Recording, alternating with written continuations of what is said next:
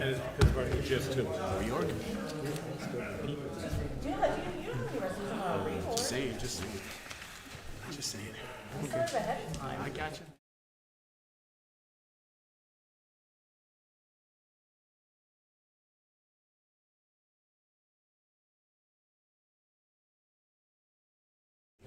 You have to bring the plastic things.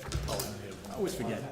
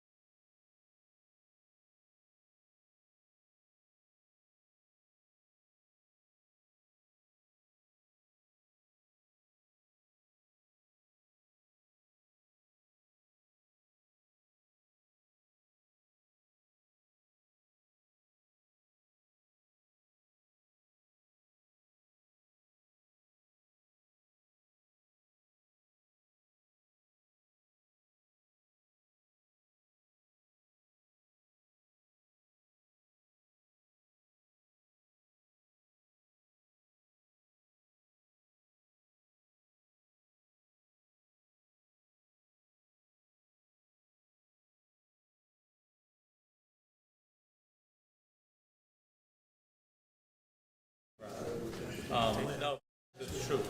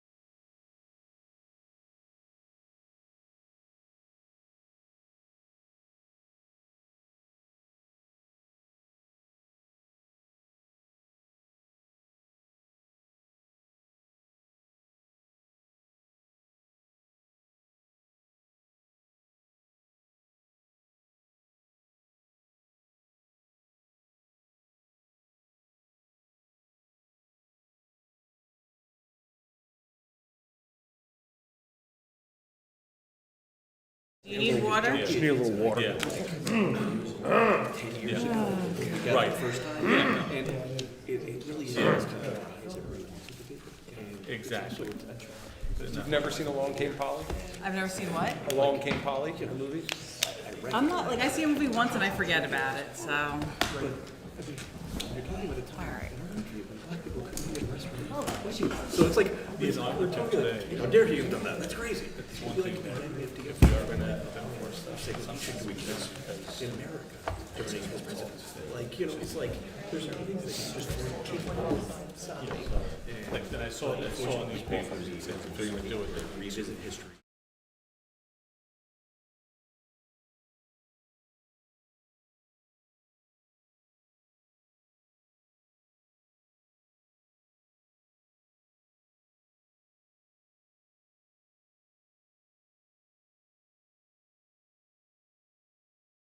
Hundreds, so.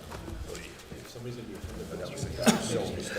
Somebody like, yeah, it was a bit Gotta make sure I'm on vibrate. I just went there to get my car replaced. And he's like, well, I need to another account. Your name was worse than that is the one we really were sure that has some houses.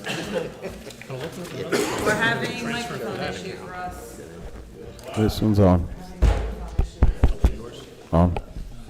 Good. There we go. All right.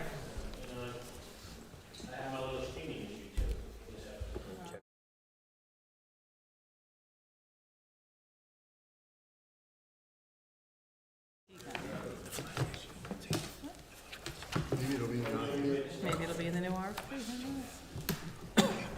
Comes out next March. Okay, leave that discussion.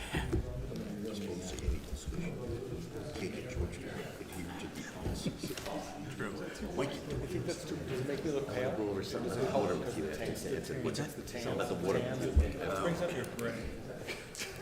Right before the meeting, right before the meeting, brings up the brain. Now you're gonna be all. No world ending. No, nothing ending world.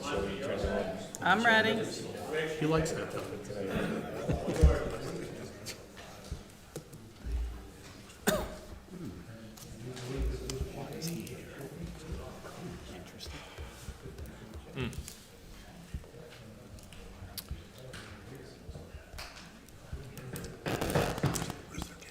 Good evening, ladies and gentlemen, residents of Milltown. I'm filling in this evening for our esteemed mayor, who is unfortunately not with us tonight. I am your host, Councilman Revelinski, and welcome to the August edition of a Milltown Council meeting. I'd like to call the August 19th meeting, 2024, to order. Will the clerk please read the open public meeting statement? Adequate notice of this meeting has been provided as required under Chapter 231 Public Law 1975, specifying the time, date, and location by posting a copy of the notice on the municipal building, municipal website, providing a copy of the annual notice scheduled to the official newspapers of the borough, and is on file in the clerk's office. Thank you, Madam Clerk. And would you mind calling the roll? Council President Revelinski. Here. Councilman Collins. Here. Councilman Menko. Here. Councilman Poznanski. Here. Councilman Potter. Here. Councilman Zambrana. Here. Mayor Murray. Borough Attorney Peter Vignola. Present. Borough Engineer Lou Plaskanka. Here. Borough Engineer Mike McClellan. Present. Borough Administrator Fred Carr. Present. Borough Clerk Monica Orlando, present. Thank you very much. Would everyone please join me for a moment of silence, followed by a salute to the flag?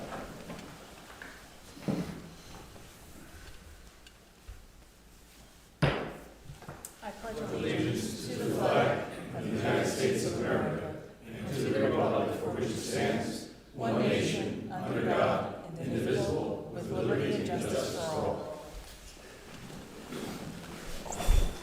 Alrighty. Let's see here. We'll start off with time for public comment. This is on the resolutions. There will be time later on to comment on our ordinances. The comments are limited to the resolutions on the agenda. If you wish to speak, please raise your hand and step on up to the microphone. State your name and address for the record. Again, this is a public portion, is limited to comments only on resolutions listed on the agenda at this time. Going once, twice. Thank you. Seeing none, we'll move on. Close the public portion. And we'll close the public portion of the resolutions comments on the public. There you go. Next up on the agenda is approval of the minutes from our July 31st, 2024 meeting. Does anyone have any comments or corrections? Seeing none, Can I have a motion to accept the minutes as typed? So moved. Second. All in favor? Aye. Aye. Any opposed? Terrific. Next up, we have our second reading for a couple of ordinances here. The following ordinance was introduced at the July 31st meeting on 2024, published in accordance with the law. And if any member of the public wishes to comment on this ordinance, they may do so after the reading. Will the clerk please read ordinance 24-1547 by title? Ordinance authorizing a street name change from Patane Avenue to Hague Avenue. May I have a motion to adopt this ordinance? So moved. Second. Terrific. I will now open the floor for public comments or public hearings on ordinance number 24-1547. I'd like to comment. It's public comment It's first. public comments first. Sorry, I'm sorry.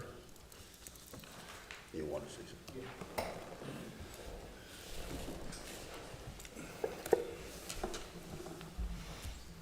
Evening, everybody. Neil Murata, 54 Van Loo Avenue, Milltown, New Jersey. I think it's great you guys are putting this ordinance forward. It's a long time coming. I understand some concerns about historical relevance. I believe, though, that it's more important to keep those items as history and to understand what happened than in a place of acknowledgement. So, thank you very much. Thank you. Anybody else?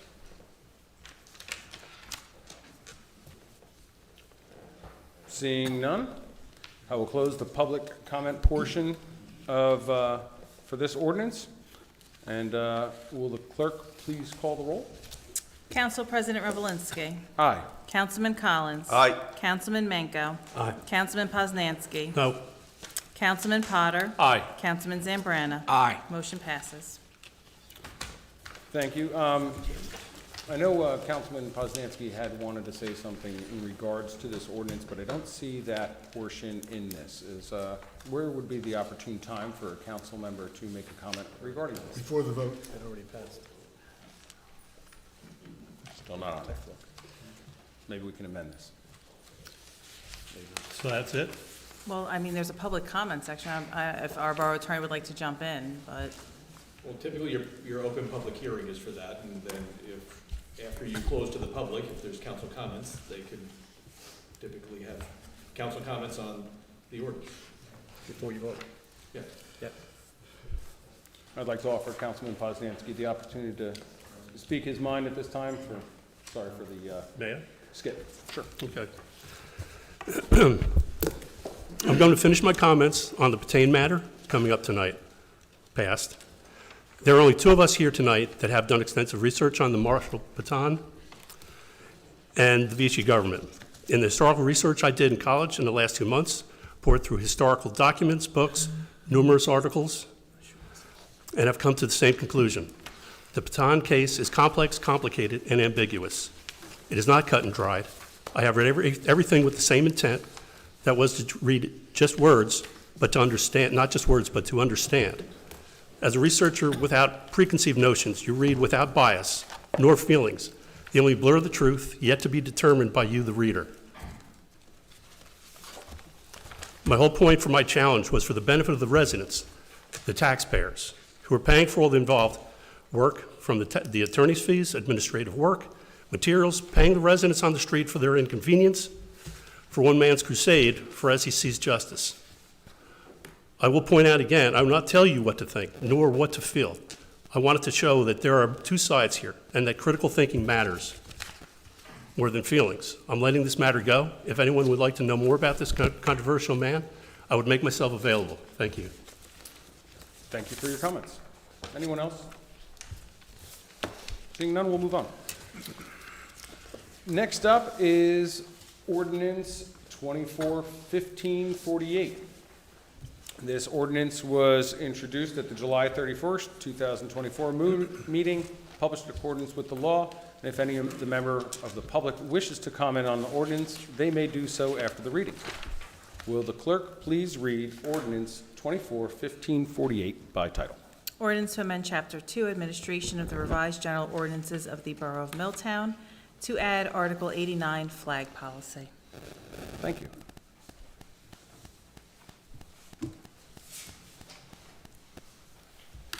Art Simons, 308 Brook Drive. Could you explain to me what Article 89 is? That's a question for them, not for me. What are we changing or amending? There's a copy of the ordinance there. I have it, but it doesn't specify. We previously did not have a flag policy. Okay. So this clarifies what flags would be flown at borough buildings. Where can I find what the It policy is the is? American flag, the state of New Jersey flag, not Pennsylvania. They can fly I their own. understand. So there'll be 2 flags allowed? The POW flag That's the POW flag. and the Killed in Action flag. Thank you. And then it also permits the Maltese cross to be flown at the fire department, which is a symbol for the fire department. Okay, so any other entities, they cannot fly a flag over our borough hall? According to this ordinance, that's correct. Thank you.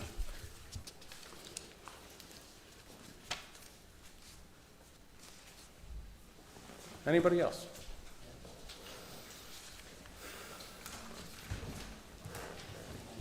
Okay, Neil Murata, 54 Van Loo Avenue. Into the microphone, please. Yes, Thank sorry. you. Thank you. Okay, dear council members, so quite a controversial issue, and I don't know that it really should have been one. I'm here before you today requesting that you vote no on this ordinance.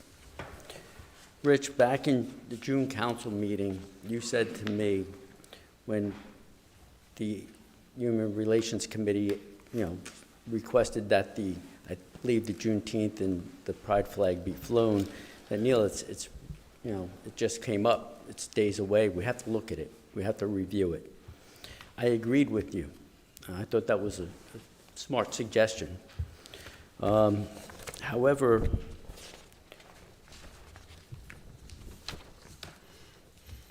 I don't see that that was followed through on, okay?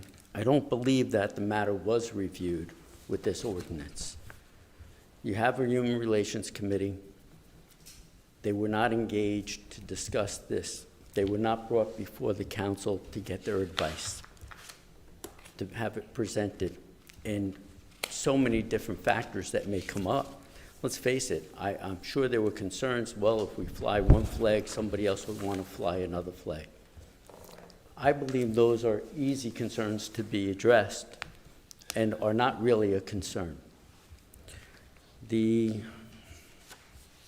fact is that committee was put here to help you. It was created for that purpose. And I don't understand why they were not brought in on that discussion. So I don't know if you have anything to help us with that, as to why they were not engaged for their purpose. At the last, I'll comment and say that at the last council meeting, we did discuss that this policy does govern borough buildings, the library, the senior center, all the borough facilities, but it doesn't dictate that in the future we can't find another location for any specific flag. So No. this one covers the borough, and while the Human Relations Committee was very vocal at the previous meeting, we've had quite a few silent or not so publicly outspoken residents also reach out to members of this council requesting that no other flags other than our state flags be flown. And I appreciate that, but that is more the reason to have the dialogue in the open, okay? It's even more important in that event, instead of just putting it forward the way it was done. There was no give and take in the conversation. There was no discussion. Nobody got the opportunity. I praise Councilman Poznanski for the research he did on the Patain issue. That was great to go through all of that history and to learn. I'm sure it was a learning experience for him as well. That's how you come to really know what you're acting on. You're fully informed at that point. So your fellow council members, Councilman Potter and Zambrana, requested that the matter be tabled, just so you can have that dialogue. It wasn't taken up. Again, I don't understand why not. So ask you again to involve the community in the process. I ask you to vote no on the ordinance, and I do it for two reasons. First, as I mentioned, you did not only fail to engage the Human Relations Committee, you did not engage your fellow council members. There was no give and take up here at this council. You went ahead, put it forward, no discussion, introduced it, and now tonight, so far, I know I'm speaking, you haven't engaged with each other, but the next step is probably a vote without a discussion about this ordinance. I don't see the transparency here. I don't see, how did it come about? I don't even know if all your council members knew about this ordinance until the board packet was given 2 weeks ago. There's no transparency with that, Rich. I asked you to table it to really have that discussion. The second reason is more concerning and, in fact, alarming to me. There had never been a flag policy before. Suddenly, the Human Relations Committee suggests that the Juneteenth and Gay Pride flag be flown. And what is the reaction? Is it, hey, there may be some merit to this. Let's check it out. Let's sit down with each other and review it and see, what are the benefits or what are the concerns? No. The exact opposite occurred here. You rushed in a draconian measure to slowly fly the 4 flags that are already being flown. Now it is obvious the U.S. flag, New Jersey flag, and the other 2 flags are well worth flying. Obviously, the U.S. flag and New Jersey flag should be flown prominently. I also don't believe there's anything requiring any other flags to be flown other than the U.S. flag and the state flag. So instead of embracing something new, you reacted against what was proposed. Why was that? I pray it was not because you did not agree with the sentiment that was presented by those other flags. But unfortunately, that is how it looks. There was no discussion about it. You just reacted. It was a reactionary measure. That's what this ordinance is. I'd like to go to the substance of the matter itself and why I really believe you should not adopt this ordinance. Because I think you're missing an opportunity to do right by the community. It's a great opportunity. You have a chance now to show that Milltown is truly a friendly community. I remember when my girls were in the 2nd grade. I don't know if they still do it, but they had International Food Day. Do they still do that, Rich? It's been a while since I've been in Yeah, second grade. second grade. It was great, though. It was great. Everybody would bring an example of the food from their culture, okay? There was so much paprikash and ziti that I think I gained 10 pounds that day. I bought sarma, which is an Armenian dish, because my mother's Armenian. It was great. And it was a wonderful event because everybody got to share cultures of different countries. And really, isn't that what America is all about? And that's what brings us together. Everybody here is from a different country. Everybody. The children would bring in the dishes representing the countries. Everybody had a great time. This was not done to replace the fact that this is the United States. It was to celebrate the fact that we were all Americans and we bring something special. This is the opportunity you have now. The Human Relations Committee is not asking you that you supplant the Stars and Stripes. That is our flag. That's what all Americans are here for. But you have an opportunity to acknowledge people and make them welcome. I ask you, please, don't adopt this. I'm not asking you to fly to somebody else's flag forever. just an acknowledgement. You have a little celebration. The Juneteenth flag, these are flags that this government, our government, passed holidays for. How important is that? Don't send the wrong message, send the right message. Thank you very much. Thank you. Heck, Mayor, does anyone get to speak from up here tonight? I just, 1 second, I want Okay. to see if anyone else from the audience would like to step up to the Okay. microphone. Seeing none, I'll open it for council comments. Close the public portion. And close the public portion first. Thank you. Can I speak? I'm going to do some reading. These aren't my opinions. They're facts. Anyone can look this up. I'd like to speak about the flag laws locally and nationally that have significance. I've looked into different flag laws, into different towns in New Jersey and towns or small cities around the country. There's a flag ordinance in the city of San Jose, for instance. It states, flagpoles are not intended to serve as a forum for free expression by the public. From the United States Flag Code, municipalities can regulate flag flying on public property and create local policies that identify which flags can and can't be flown, what messages those flags can communicate. These policies should be content agnostic, location-based, and not single out specific subject matter for different treatment. Sparta Township has an ordinance, 2023, which is very much in line with Milltown Ordinance 24-1548. In Ordinance 2023, Section 1, Part C, the township flagpoles are not intended to serve as a forum for free expression by the public. Rather, the township's flagpoles are to be used exclusively by the township, where the council may display a commemorative flag as an expression of the township's official sentiments, which shall constitute government speech. The township may not display a commemorative flag based on a request from a third party, nor will the township use its flagpoles to sponsor the expression of a third party. As Mayor Dan Chiarella said, this ordinance is not about public speech, it is about government speech. That is why it would be up to the council to decide which flags are flown. I'd also like to discuss the Boston flag. Boston unconstitutionally banned a Christian flag from flying at City Hall, and this is relevant here also.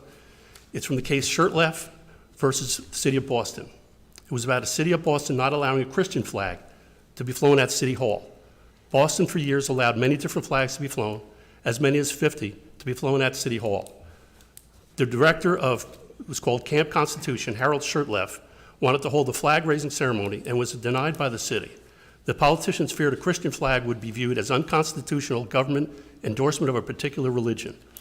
Shirtleff challenged the rejection, losing 2 cases in the lower courts, but winning in the Supreme Court. The decision, which was written by Justice Breyer, said the key, he said, was to what extent the Boston controlled the messages on the flags. His answer, not at all. The city's lack of meaningful involvement created the problems.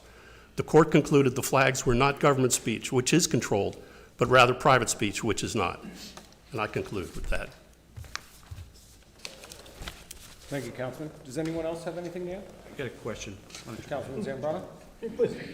What was that first city, Councilman Poznanski, that you? San mentioned? Jose, San Jose. And then it was Sparta, Sparta, and then Boston? Boston. Okay. There are others, but that's what I have with me. I have a lot of material if somebody wants to read it. Do we really want to be like San Jose, like Sparta, or Boston? Or do we want to be unique?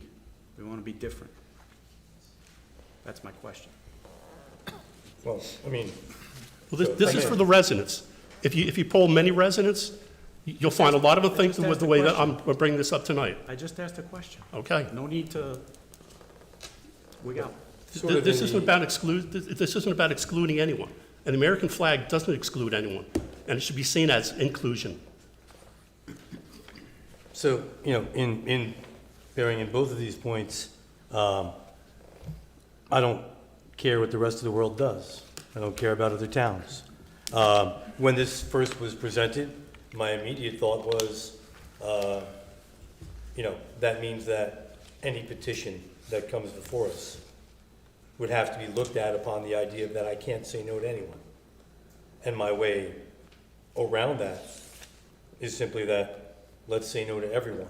Because if everyone's equal in the eyes of the law, which was the premise, and we are a government agency, then simply said, I find it clean and easy to say, this is what it is. Beyond that, there was much discussion when this matter was first presented, and there were some differing viewpoints.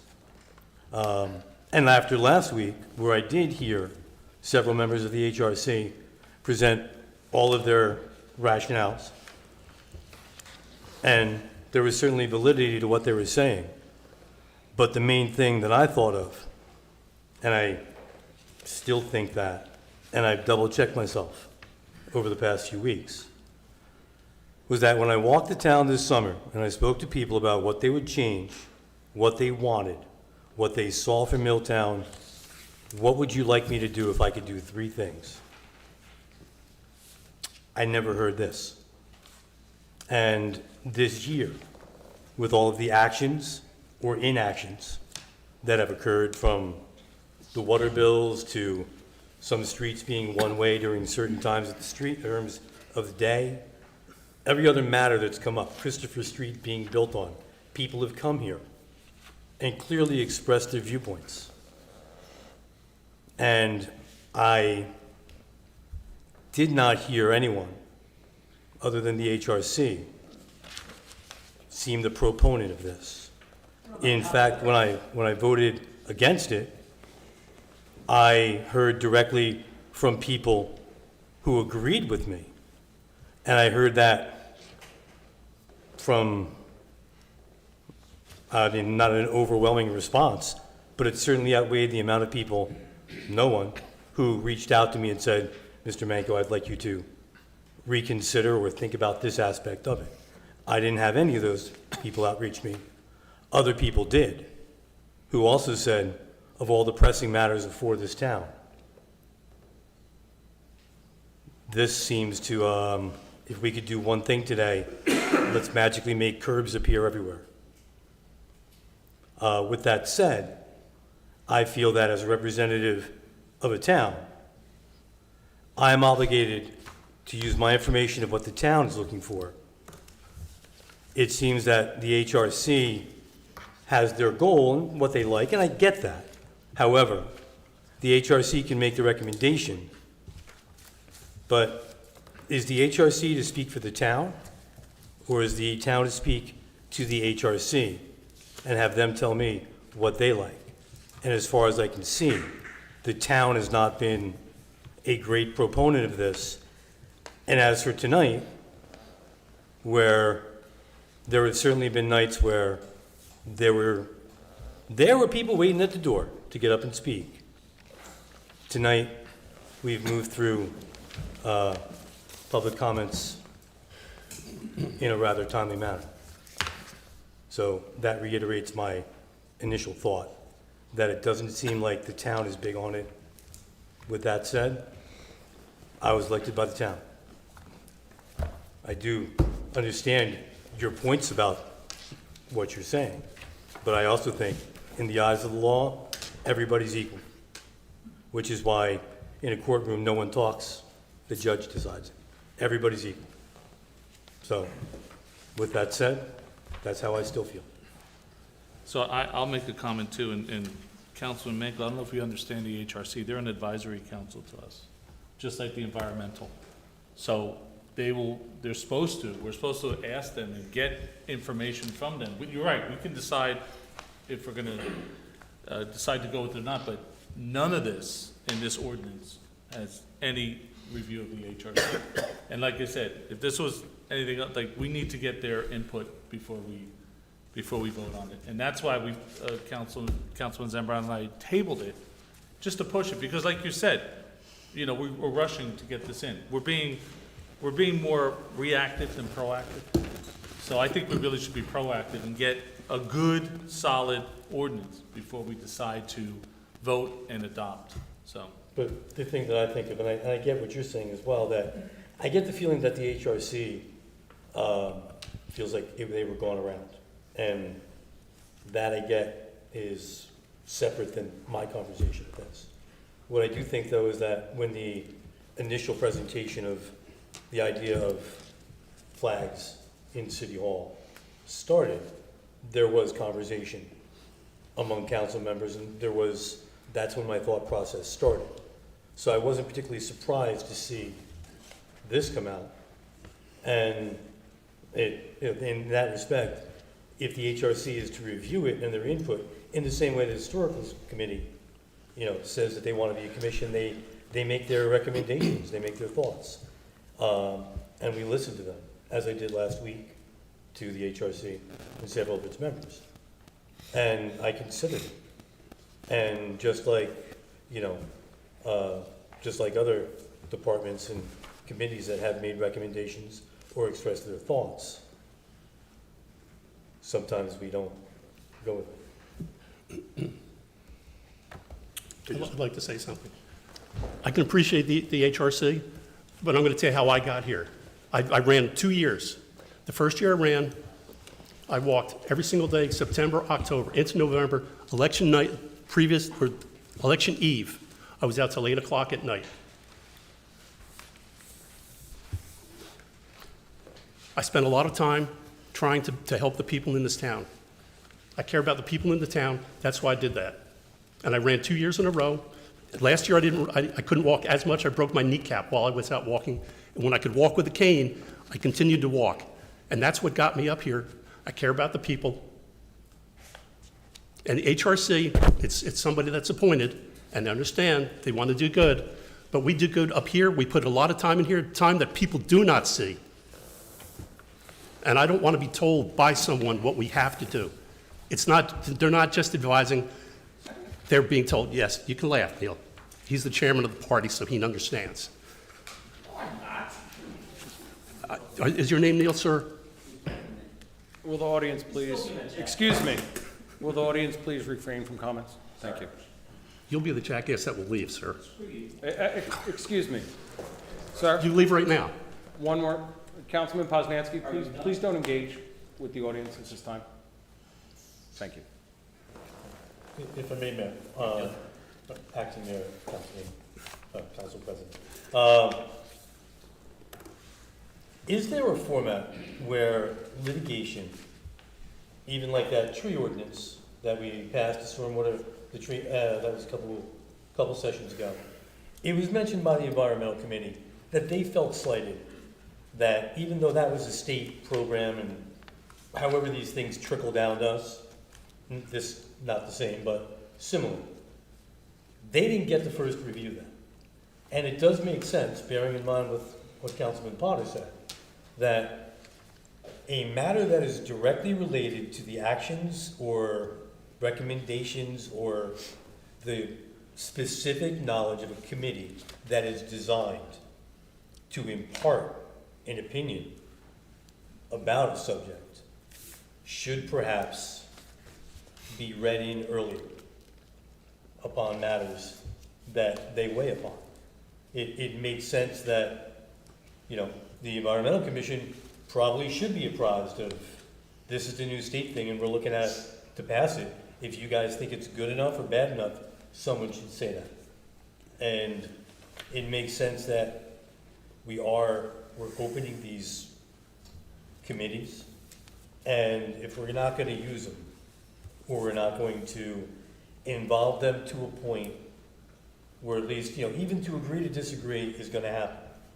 But it does seem that our system is not bringing into focus the points of the people that are supposed to be specialized into it. If there's some way that works into those in the future, I don't think that's a bad idea. Because otherwise, why would anybody even join a committee or sign up, right? Exactly. If we want the interaction of the town, we want to get the town's voice in there. Yep. And in the same respect, that is, I get where the HRC wants this. I haven't heard the town. However, if we don't put things in front of the town. I think the HRC, it's not that the HRC wants this. The HRC just wants to have a conversation. That's all they want to have, a conversation. And, municipal government, historically runs very slowly. I think we've set a new record here in pushing this through without having a conversation with the very committee that we're supposed to lean on for this type of advice. Correct. I can't disagree with that. Councilman Collins, did you have something you wanted to add? Like I said, there was no disrespect to the Human Relations Committee. I introduced this ordinance because of what Saraville did, and we saw the outcome, what happened there. If you go to the record, that's what it will show. There was no disrespect, and nobody up here said nothing about the HRCs being to disrespect them, so I don't know where this came from. I don't think the HRC felt disrespected, Councilman Collins, at all. But again, do we want to be Saraville? No, we want to be Milltown. We want to set an example. Just like Mr. Murata said, there's an opportunity. I haven't spoken to one resident that said we were wrong with this, except the HRC. It came up last meeting. Every other resident said, we're doing the right thing. How many residents did you talk to? A lot. A lot? Well, instead of going back and forth here, I agree. as a council member, I'm going to make my comments, and I'm going to call for a roll call on this ordinance. I think there was a significant amount of transparency here. We did receive a request to fly certain flags only a few days before they were requested to be flown. I thought it was good that we promulgate that. I think that at the last council meeting when this ordinance was introduced, we had quite a few members of the public stand up to the microphone and voice their opinion. They're showing that we are listening. We've seen the council members go back and forth here this evening with their viewpoints on it as well. I'm going to share my viewpoints, which are quite simple. This flag policy governs borough buildings. It governs the property of the borough. It does not prohibit you from flying whatever flag you want at your home, wearing whatever shirt you want, asking people to call you by a pronoun of whatever you want these days. Those choices are still yours, yours to make, yours to choose alone. I, on the other hand, don't ask for that. And I don't think it's the purpose of the government to promote that either. I think we all have freedoms here. As Councilman Collins had stated, I have gotten inundated with phone calls from residents saying that we're on the right track here and they would like to see only those flags flown, and for the same sentiments I've just expressed. That's my opinion on it. I've listened to the HRC and the comments they made at the last meeting. I've considered them and I have thought heavily on this, but my opinion on the matter has not changed. So will the clerk please call the roll? We need a motion and a second first. Yes, I'll ask for a motion. I'll make the motion. I'll second. Council President Revelinsky. Aye. Councilman Collins. Aye. Councilman Menko. Aye. Councilman Poznanski. Aye. Councilman Potter. No. Councilman Zambrana. No. Motion passes. Thank you. Next, we'll move on to authorization of municipal obligations, AKA paying the bills. Will the clerk please read the resolution by title? Authorizing the payment of bills, claims, and statements against the Borough of Milltown in a total amount of $4,335,098.81. You have heard the reading of this resolution. Are there any comments? Seeing none, may I have a motion? So moved. Second. Motion by Councilman Potter, second by Councilman Collins. And will the clerk please call the roll? Council President Revelinsky. Aye. Councilman Collins. Aye. Councilman Menko. Aye. Councilman Poznanski. Aye. Councilman Potter. Aye. Councilman Zambrana. Aye. So moved. Thank you.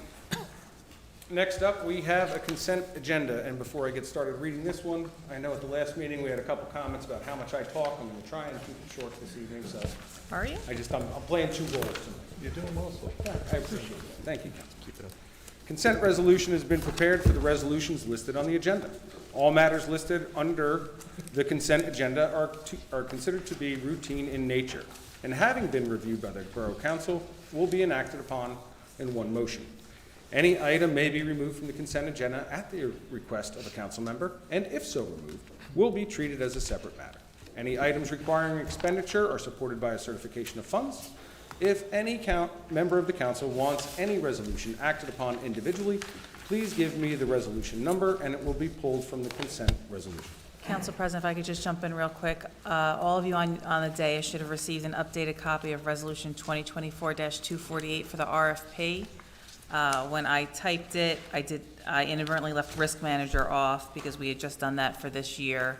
That professional position does end at the end of this year, so same resolution, highlighted in yellow is all that was changed, and that was adding Risk Manager for the RFPs. So I just wanted to point that out before.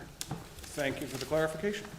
I'd just like to pull 2024242, so we can clarify that. I'm sorry, which one? 2024-242, 242? the pop-up parties. Anybody else? Yes. I'd like to have 2024-248, request for proposals, RFPs. Okay. Anybody else? Going once, going twice? Seeing none. Will the clerk please read the consent agenda resolution? Whereas pursuant to the rules of council, the council may establish a consent agenda for any regular or special meetings upon certain conditions. And whereas the following resolutions to be presented before the Borough Council at its August 19th, 2024 regular meeting appear to have the unanimous approval of all members of the Borough Council, 2024-236 through 241, 2024-243 through 247, and then 2024-249 through 250. Now therefore be resolved by the Borough Council of the Borough of Milltown that each of the above listed resolutions be approved and adopted by the Borough Council with the same legal effect as though each were read in its entirety at the August 19, 2024 meeting and adopted by separate vote. Thank you. You've heard the reading of this consent resolution. What is your pleasure? I make a motion that these resolutions be adopted. Second? I have a motion by Councilman Potter and a second by Councilman Collins. Will the clerk please call the roll? Council President Revelinsky. Aye. Councilman Collins. Aye. Councilman Manco. Aye. Councilman Poznansky. Aye. Councilman Potter. Aye. Councilman Zambrana. Aye. All right, moving on. Pulled resolutions. Will the clerk please read Resolution 2024-0242 by title? 2024-242, accepting the 2024 Pop-Up Party Prevention and Response Initiative Grant. You've heard the reading of this resolution. What is your pleasure? I make a motion this resolution be adopted. Second? I have a motion made by Councilman Potter and a second by Councilman Collins. Is there any discussion? Yes, Mr. Mayor, Mr. Acting Mayor? You can call me I Rich. just, like to clarify, Dave, you're in charge of public safety. What's pop-up party include, so we know? So, Councilman, we can answer that question. So as if you read in the newspaper, there have been significant activities and financial challenges in places like Long Branch, Wildwood, where social media has sort of blown up, and then next thing you know, there's a whole bunch of people out there having a good time. Now, this is not about people not having a good time. There's occasionally bad actors, a percentage where, for instance, just recently we had social media came up and there was going to be a car rally, I think at the Acme parking lot or something like that, and police got wind of it and just sent over a couple of police cars to sort of just happen to be there when the cars started showing up saying, "You're not supposed to be here, but thanks for coming anyway. Welcome to Milltown." And they all went away. The idea behind this pop-up party incentive grant is that if costs are incurred by Milltown to police one of these pop-up parties, that it's an opportunity to be reimbursed through this grant program. There's no money, it's reimbursable. We've had one pop-up opportunity, if you will, since this, the chief's already filed the paperwork, and we'll get our money back, and that's all that is. So this is a good thing. Absolutely a good And it's thing. kudos to the chief for doing this as well. Yes, absolutely. And it's kudos for, the prosecutor's office and the state police to find some money to put this out there, because some communities have had significant pop-up party challenges financially, like Long Branch. It was a good example, where there were, 20, 30, 40,000 people there jumping up and down on cars, and police in riot gear, and just out of control. I just had one question, and it's more of just a procedural. But does that run through OEM at a certain point, or is it more of? Police, it's a police It's all function. police. It's a police function. Thank you. I guess if it really got out of hand, it could turn into an OEM matter. Well, yes, but then the chief hopefully- will put on his OEM jacket and continue to run the show, so, it's not like we have. Thank you, Mr. Does that answer Costa. your question, Councilman? Yep, thank you for, Let's thank you for vote. it. I appreciate it. Any other questions or comments? No? Okay. Council President Revelinsky. I think we have the motions. That's right. Yep, I'm an aye. Councilman Collins. Aye. Councilman Manco. Aye. Councilman Poznanski. Aye. Councilman Potter. Aye. Councilman Zambrana. Aye. Thank you. Next, we have, will the clerk please read resolution number 2024-0248 by title? 2024-248, authorizing the request for proposals, RFP, for 2025 professional services and to publicize the same. You've heard the reading of this resolution. What is your pleasure? Make a motion this resolution be adopted. Second? I have a motion made by Councilman Potter and a second by Councilman Collins. Is there any discussion? Just questions. This is for Mr. Lando. I'd like to know when they may be coming in, and if you could let us know right away. Yeah, so this is just authorizing for it to be put together. I have to work with the QPA. I spoke to her today.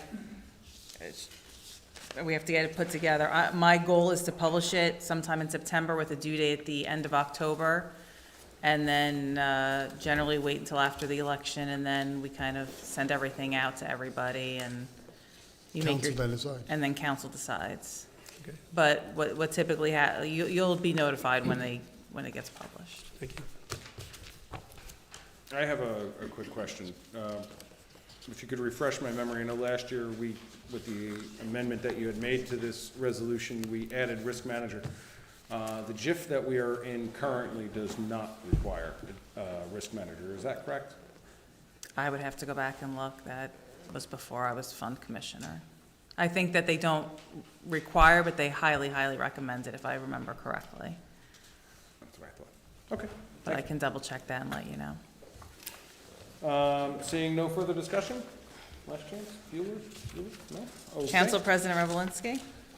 I didn't get to say my favorite part. Will the clerk please call the vote? Council President Revelinsky. Councilman Collins. Aye. Councilman Manco. Aye. Councilman Poznanski. Aye. Councilman Potter. Aye. Councilman Zambrana. Aye. Alrighty. Thank you. Now we'll move on to reports from the elected officials. Start off, Council President Revelinsky. Well, thank you, Mr. Mayor. Oh, you're welcome. Can't help myself. Come on. I got a microphone. We know. Very short, with the adoption of the budget at the July 31st meeting, reached out to our CFO, and he has begun discussions with the various department heads to make sure that they fully comprehend all the items that are included in that budget, how much money they've spent to date, and how much money they've got left. That is an ongoing discussion.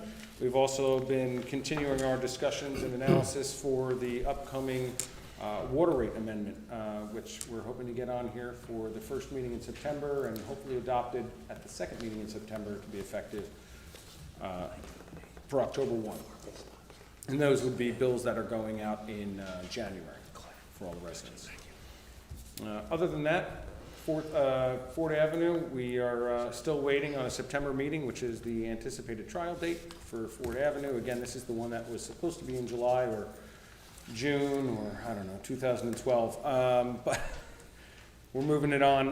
The judge has made a determination on the expert witnesses who can and cannot testify, which was like the big hang-up at the time. And we're looking forward to that starting in September. With that, we will move on to Councilman Collins. No report, Mr. Mayor. Thank you for the short and sweet one. Councilman Manco. Let's see, so the rec report, I will mention that they recently had their movie night, and I believe that was run also with the PAL. Big success, a lot of fun, a lot of people went, and good time was had by one and all. Just the other updates will be only a few weeks left to enjoy the Borough Pool. So let's hope for great weather, and sure to join them for the Labor Day Bash. They are also happy to announce that the Milltown Splash Squad had a very successful first season, and the kids had a lot of fun. They learned a lot from the highly qualified staff. The last meet was on Sunday, August 18th, and they are looking forward to next year. Albert Ave Summer Camp was extended for 3 extra days due to the days missed from the horrible storms from Hurricane Debbie. The kids and staff were happy to have those last few days to spend together with their friends, and they continued making memories and had a blast on Carnival Day. Fall's registration has opened for all of the youth and adult programs. Please visit Community Pass to see all the exciting things being offered this season. There is a recreation webpage on the milltown.org site, so please go there to familiarize yourself with the upcoming programs and new activities, along with park locations. And to register for any of the programs, you can also do that through Borough of Milltown on the CapturePoint.com portion of that. Help us continue to make Milltown Recreation a community in motion. So on the library side, the Adventures in Art, a catch-all dish craft for tweens on Wednesday, August 21st, registration required. Story time by Satori martial art instructors, ages 3 to 6 years. The people there should be 3 to 6 years, not the instructors. On Thursday, August 22nd, registration is required. You'll hear that a lot. It does help the library maximize its punch on everything they do. Martial arts for kids ages 7 and up on Thursday, August 22nd. On Saturday, August 24th, there'll be a crocheting with Sam G, and also a read to the pooch. The library book club meets the last Tuesday of each month. Drop-in play on Wednesday, August 28th. Read to a pooch will be back on Saturday, September 7th. Please check out the Spectrum of Art exhibit on display until the end of August. The library will be closed on Saturday, August 31st and Monday, September 2nd. And the staff wishes everyone a happy and safe Labor Day weekend. In the other quick mention that the green team did some really nice work, as I understand, at the senior center. I'm sure Gary has more details on that, but things moving forward and cleaning things up, and I believe it also does some good stuff for some stormwater management over there. Thank you. Thank you, Councilman Manco, and I do appreciate the little punch there for the library when you're talking about the Satori reading. Next up, we have Councilman Poznanski. Sure. First, I'll discuss the DPW. The Main Street Road is done from the one end to the other, PSE&G with the lower end, and county with the upper end. Crosswalks need to be redone. They will not be able to be redone, I would assume, this year. Ralph and I looked at 12 that were very needy, and he's very resourceful. I don't know that he can make it happen right now. So the crosswalks will be painted before school for the kids. And Highland Drive is coming up. The road work will start very soon. We have the okay to do that, the approval. And so it will be Highland Drive and the feeder streets. And I hope to let you know at next meeting. Oaks and Clay, we have the four-way stop street.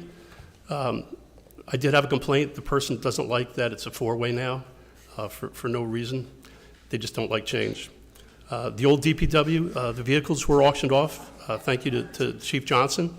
And the Schwindeman property is being discussed as we speak for feasibility study.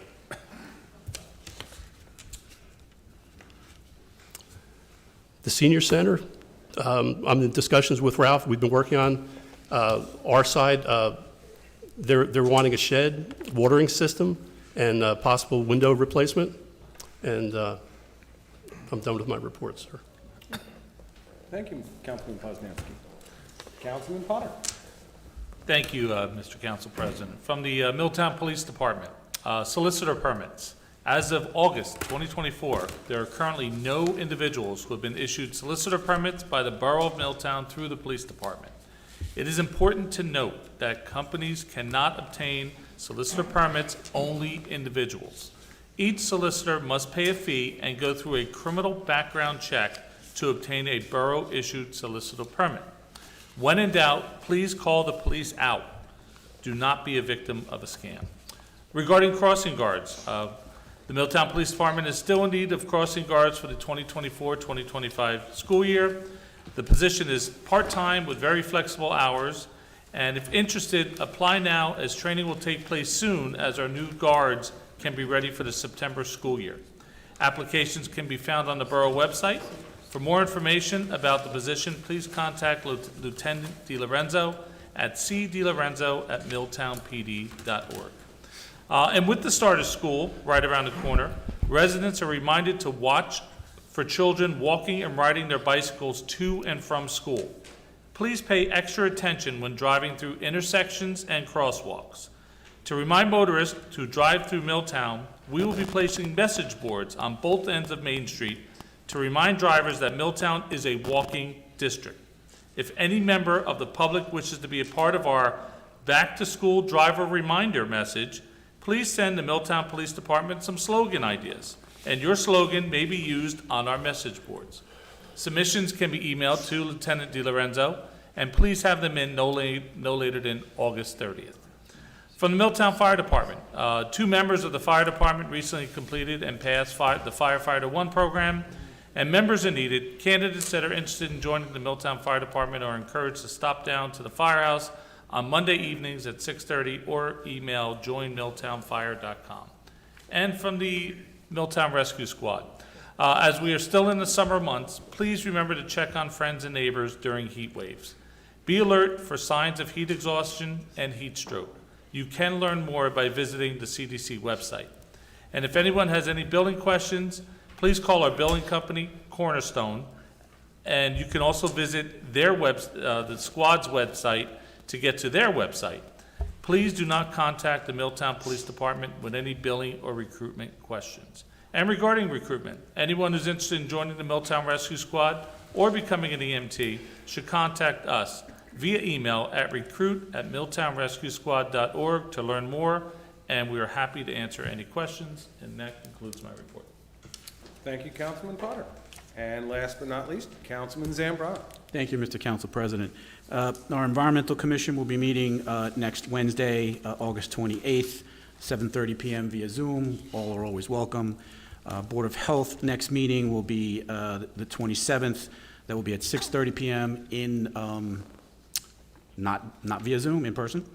Our next Revitalization Committee meeting will be the same day on the 27th, 7:30 p.m. via Zoom. I'm going to make a short plug here. 39 or so days left until Milltown Day, which is September 28th, Saturday, September 28th, from 10 to 3 p.m. Obviously, registration will run through September 1st, and hope that folks come through, sponsorships, registrations before then, so we can plan accordingly with all our volunteers.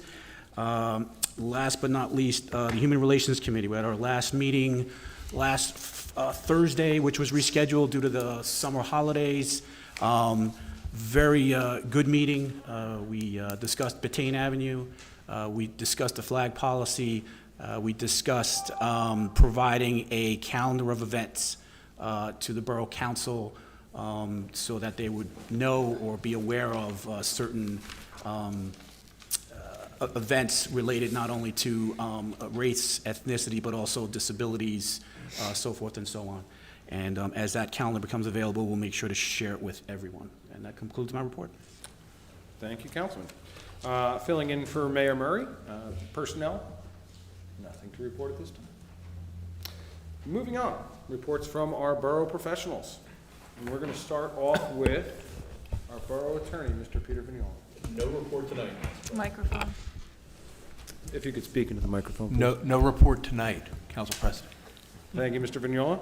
Our borough engineer, I don't know if it's going to be Mr. McClellan or Mr. Plaskanka. If you guys want to wrestle for it, we can do that. Just a short report tonight, Mr. President. Basically, to update you regarding the permit application for Albert Avenue. We did receive comments on Friday from NJDOT regarding the project. They've got some comments for us. We should have responses back to them out by the end of the week. Terrific. Will you be sharing those comments out with the rest of the council? I thought they were sent. We can certainly do that. Thank you. Oh, Mike, I just want to say something. One of those trees fell down in the last. I just read that in your report, so I'm wondering which tree it was. No, the big pine tree. Oh, yeah? out by the Okay. volleyball. Councilman Collins, microphone, please. I'm sorry. Okay, It's the big thank tree you. up by the volleyball court. I saw it in one of the reports, so we'll check it out too, and find out. It's a huge tree. I didn't realize it was that big. Yeah, I bet, yeah. Okay, we'll take a look at it. Okay, thank you. Sorry. Save some trouble. Next, we'll have our Borough Administrator, Mr. Fred Carr. Council President, I normally don't have much to say, but I think tonight, we'll make sure that the council all received the email that I sent this morning regarding the misplaced, if you will, or the misdelivered mail. For the purpose of the public and for people out, is on last Friday, there's a unlabeled box behind the police department, which a police officer came out of the back door and it was full of mail. It appears that the mail delivery person was, filled the mail up, and it's been going on for a while. That mail now has to be sorted by the tax collector's office, who is, last I checked, was hanging from the ceiling because she's trying to do tax sales, water bills, and a whole lot of other things, and now she has to individually evaluate a couple, 200 or 300 pieces of mail to determine whether or not it needs to be returned to the sender or returned to the, it's been processed already or whatever. I provided for her a letter under my hand to return to the residents in case we need to return their check or their payment for their property taxes and those kinds of things, so that they understand that we're returning the mail, that we can't process it, and if they have any complaints about the delivery of the mail, they need to talk to the post office, since we have no control over the post office. And that's all I wanted to just reach out to the council, make sure that you got that. Anybody has any constituents, they call you, all these people you talk to, that they need to, mail delivery is responsibility of the post office, not ours. Unfortunately, we're constrained by the law. The law says very simply, you, the individual, responsible to get your bills here on time. If you give it to the mail department, the mail company, post office, and they fail, it's still your responsibility to get it here on time. So that incurs penalties, canceled checks, and all the rest of that aggravation that we're now dealing with. So happy Monday, and there you go. So, Mr. Carr, I also read in your email that you did talk to the postmaster, correct? Correct. We reached out to the postmaster, and they basically said that, they're sorry, but there's not much they can do about it.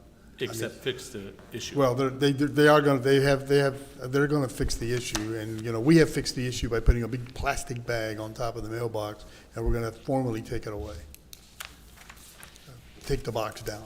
But it didn't have a label on it. It didn't say anything. It was just a black box. And so, Thank you, Mr. Carr.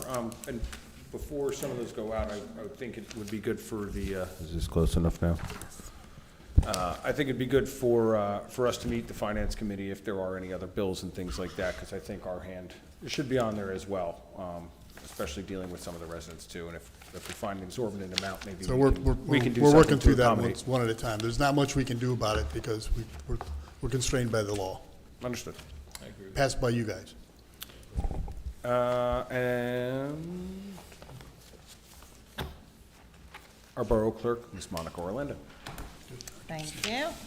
As always, we thank everyone for your patience with the clerk's office because we're still understaffed and it is summertime. With kids going off to college, I just want to remind you that we do offer free notary services in our office. That's especially important now. I've had a few residents reach out to me to set up appointments. We do ask that you call ahead and try and set up an appointment if you can. Summer hours are still in effect. Borough Hall is open 8 a.m. to 4:30 Monday to Thursday and 8 to 12 on Fridays.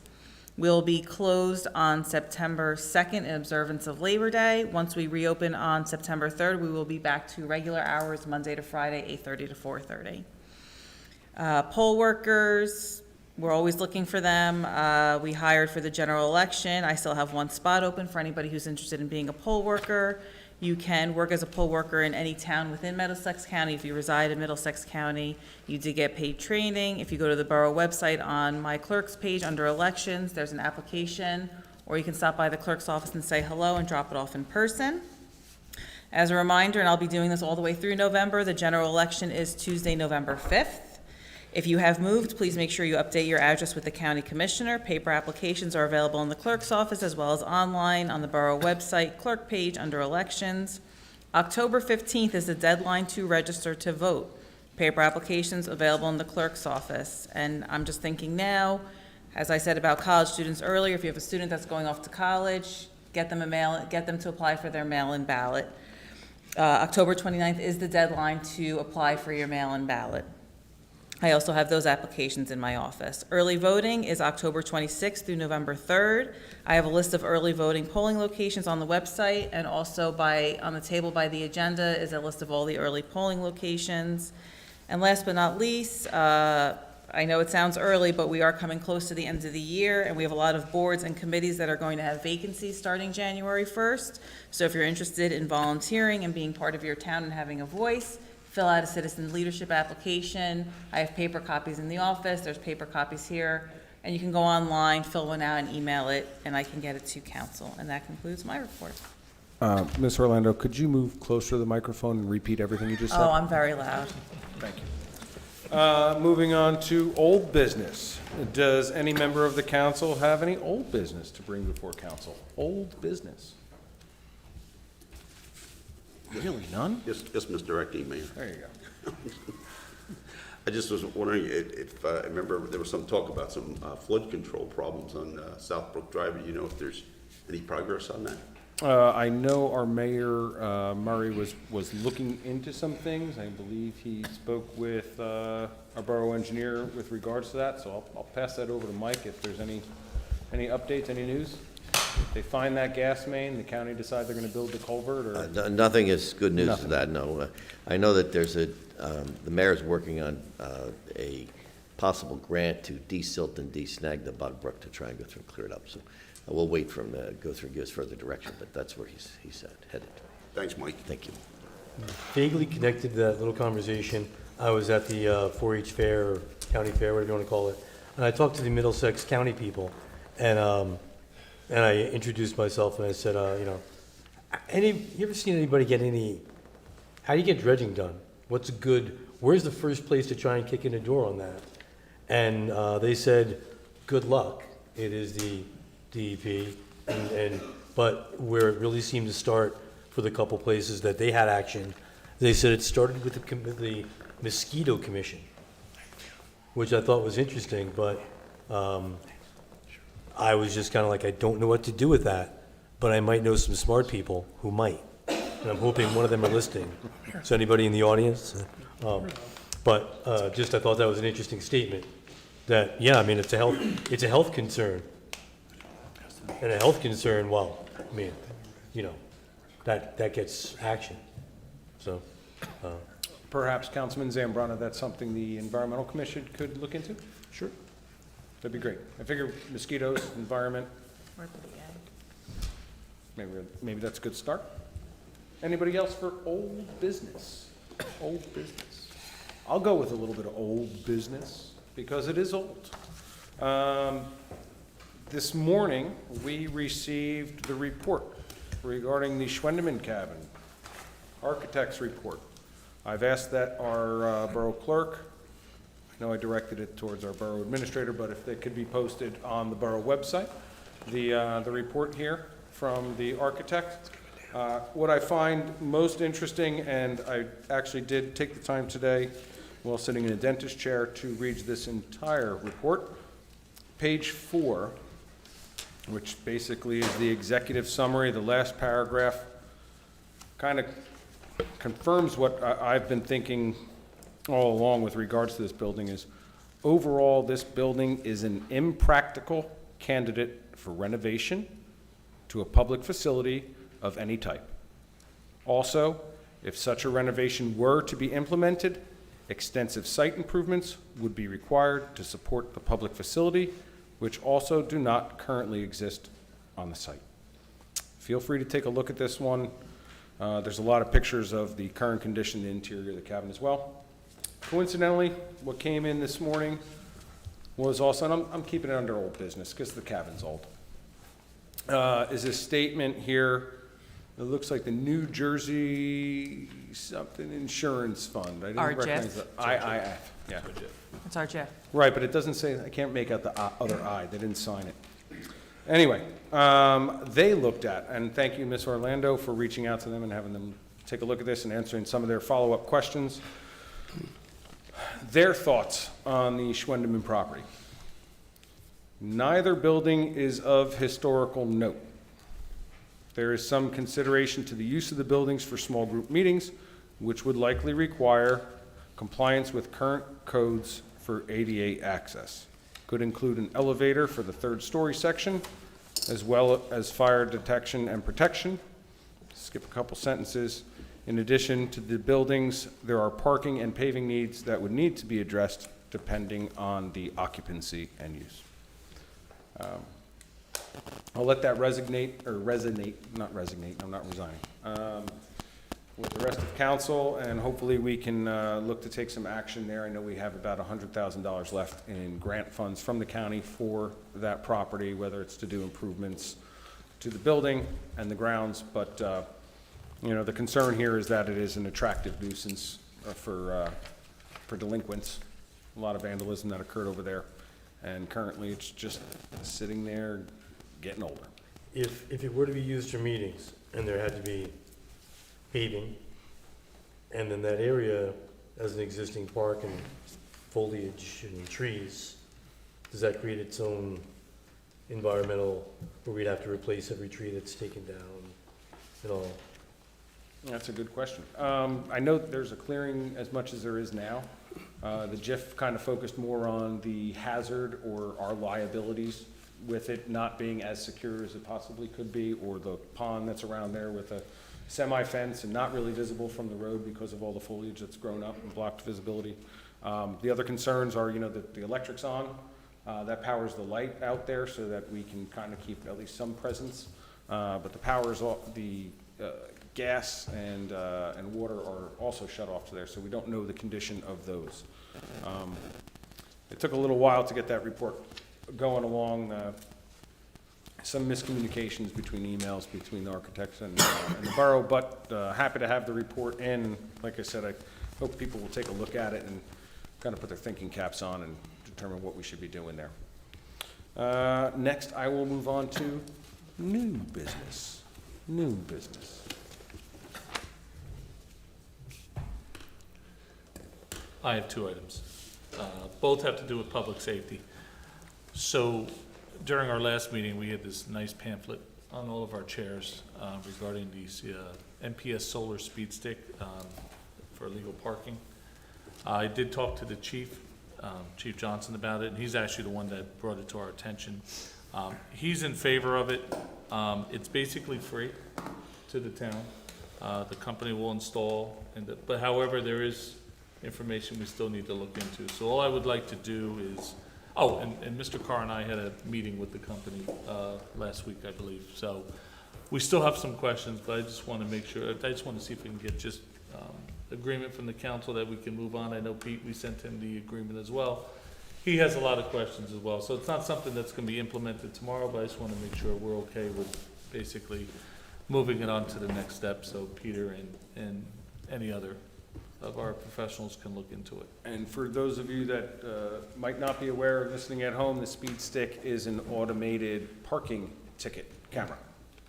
Basically records your license plate and information when you park illegally, shoots it off to the police department so that we can issue a summons and hopefully prevent it. Dave, do you know how many of these they want to put up in Milltown? I can't hear you.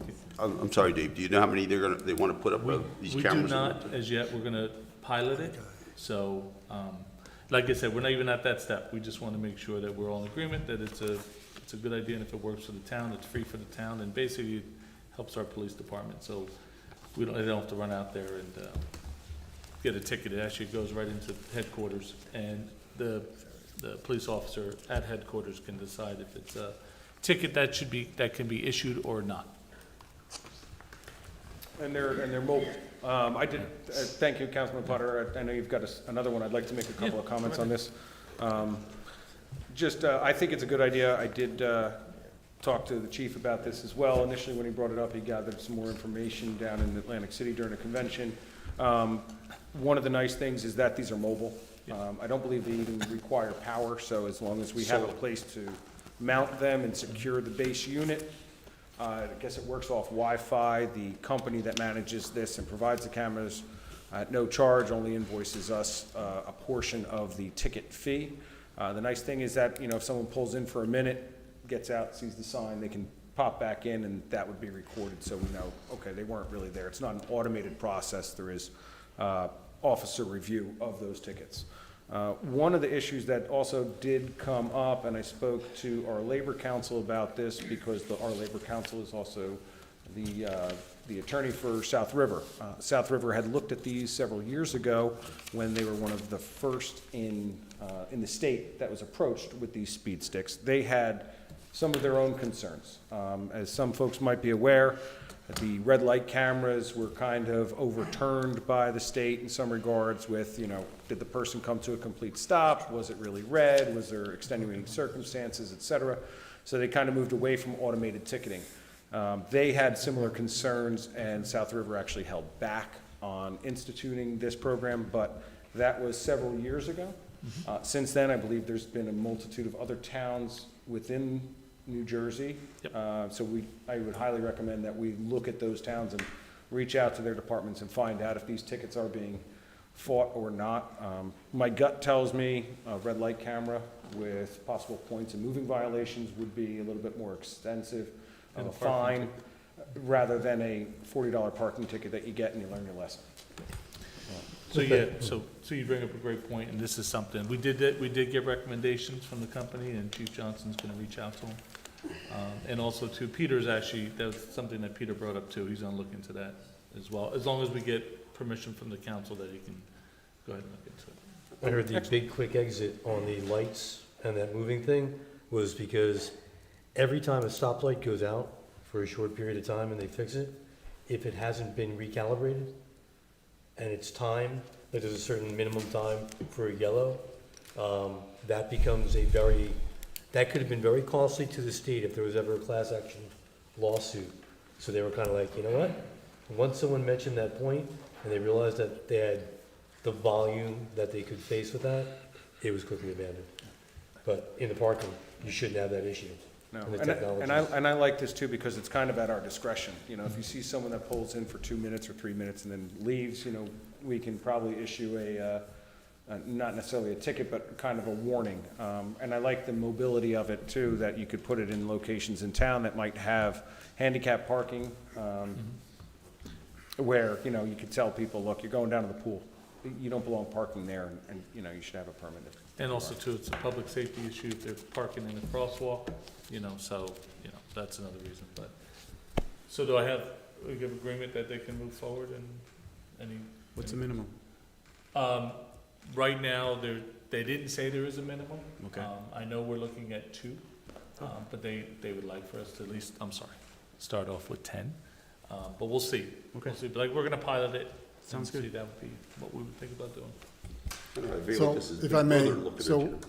I'm sorry, so what I'd ask is eventually when the chief gets back after the 21st, to go through the police department and come up with maybe a couple of years of history of complaints at dispatch where people have called complaints, and then go through Civic Plus to the report of concern and come up with some areas in town where there seems to be habitual places where people complain about people illegally parking. It's basically, if you see the brochure, it's pretty simple. It's just a 30-degree camera angle at 2 or 3 feet off the ground looking at the license plates. Yep. That's it. And then it takes the picture, and then a couple of minutes later, it takes a picture again. So if someone comes in and says, hey, I was not there, I was just in and out, we can show them 23 pictures in a row where they were parked there for an hour and a half. Okay? And say, just a still, boom, picture. 35 seconds, 45 seconds later, another picture of just the license plate. That's it. We're not saying who was there. We're not saying who was driving. We're just saying the car was there. It becomes, that becomes a conversation for the owner of the car later on. But that's what we're looking at right now. And it'll be a test system. It'll be test. We'll see if it works or not. And if it doesn't work, we pull them and have a conversation. Yeah, no obligation. Got a question, You bet. since you brought up report of concern. When somebody, a resident, anybody, submits a report of concern, who gets it in the borough? I get it. The mayor gets it. Police chief. If it's a police matter, it goes to police. If it's public works, it goes to public works.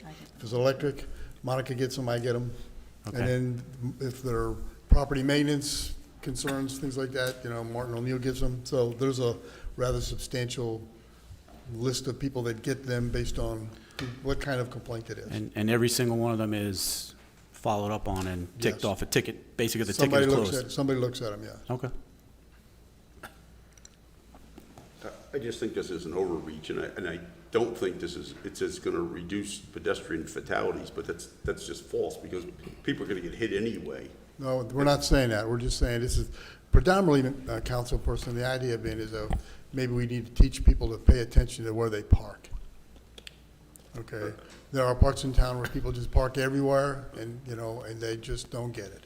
And perhaps we could use some technology instead of dragging an officer out there to do that. I mean, we all know, for instance, that back in the old days, Peter will confirm this, that, and not that he's old, but back in the days of parking, the attendant would drive by and mark your car, your tire, with a piece of chalk. Well, that's been now deemed illegal because you're, you know, defacing somebody's car with a piece of chalk to prove that they've been parking there. So those, okay, this is just a picture. I was here during the red light camera conversation, also in another municipality. I got a couple of great photos of me blowing through stoplights in Germany. It's not invasive at all, you know? It's beautiful, 8x10 glossy, both hands on the wheel, paying attention to the line, you know, 25K over the speed limit. You know, they do it all over Europe. It's simple. We don't like it here, that's okay. And every one of those tickets here and in the red light camera is going to have a physical police officer looking at that license plate and making a determination whether or not that person gets a ticket or whether that person gets a warning or just a sharp note of protest. It's not an automatic system. Sort of like a referee. Correct. There is absolute human interaction on, yes, this person would get a citation or not. We could provide a list of all the police cars. We could provide a list of all the EMS or the fire trucks so that they're parked and get the camera, the officer knows, well, that's an EMS. That's a police car. We won't send a ticket to ourselves. But again, human interaction. Yeah, I mean, I'd like to hear more public input on this, because I mean, Oh. I don't want to wind up like China, you know, where there's a camera on every corner. We have those already. We probably do. Come on. We don't know about them. And, Stay out of the mailroom. What's that, friend? Stay out of the mailroom. I'm done, I'm sorry. I don't want to go there. I don't want to go there, how's that? Councilman Potter, you had a second item? Yes, on that note, thank you. So our Nixle count will be expiring at the end of November. And I know Chief Johnson has mentioned to us regarding this Civic Ready Emergency Alert System, which currently East Brunswick's using and other towns. It's a very, you can get much more with the system, and it's actually less expensive. So we want to make sure that, we just want to let Chief know he can look into, looking into this new system and eventually retiring the Nixle.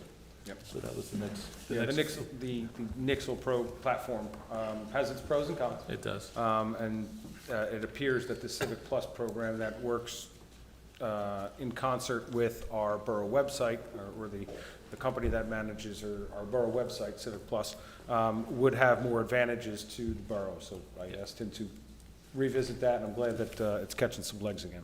Exactly. Anybody else for new business? New business.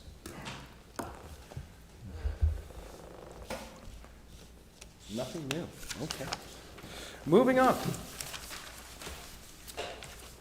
We'll move to the public comment portion of our meeting. The public comment portion of our meeting is to allow the public to bring to the council's attention their concerns or comments. The council will respect the public's time by refraining from any comment until the speaker is finished. It should be further noted that the public comment portion of our meeting is not structured as a question and answer session. Please state your name and address for the record when you come to the podium. Yes, sir?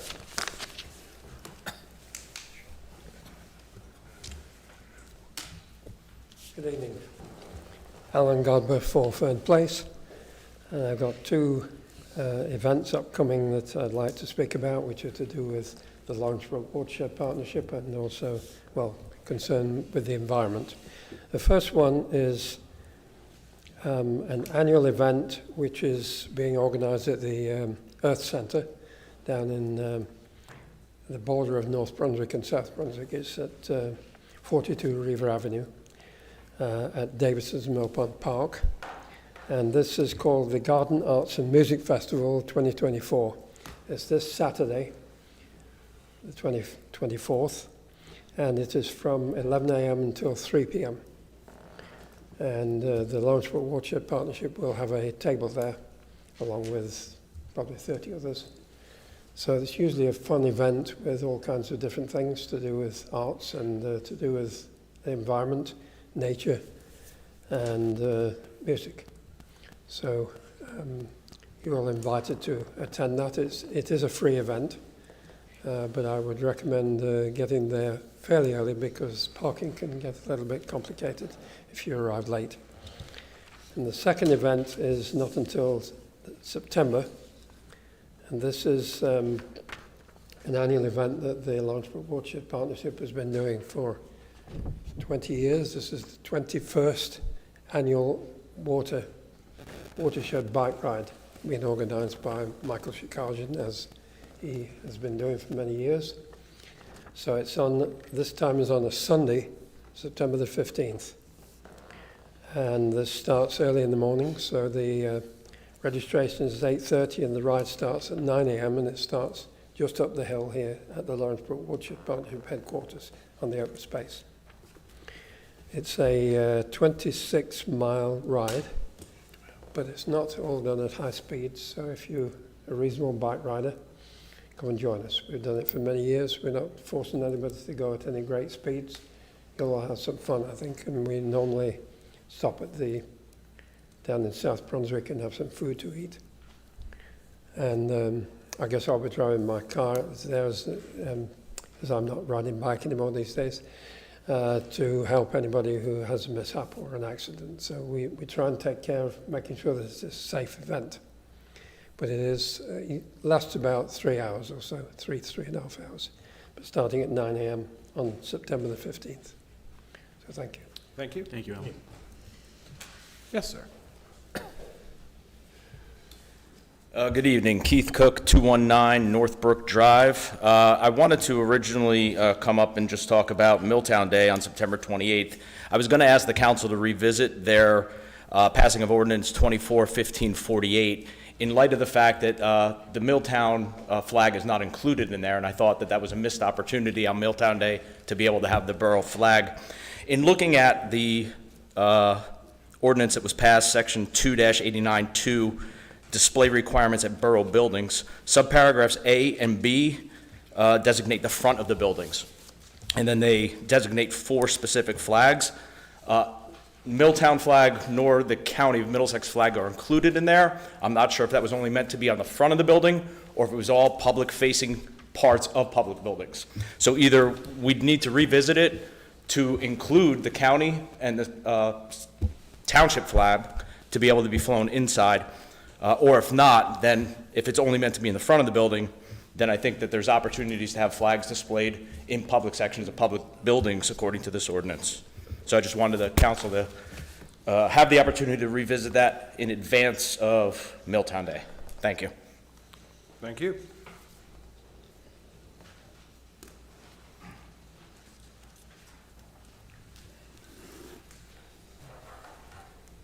Yes, sir. David Reniak, 322 South Main Street.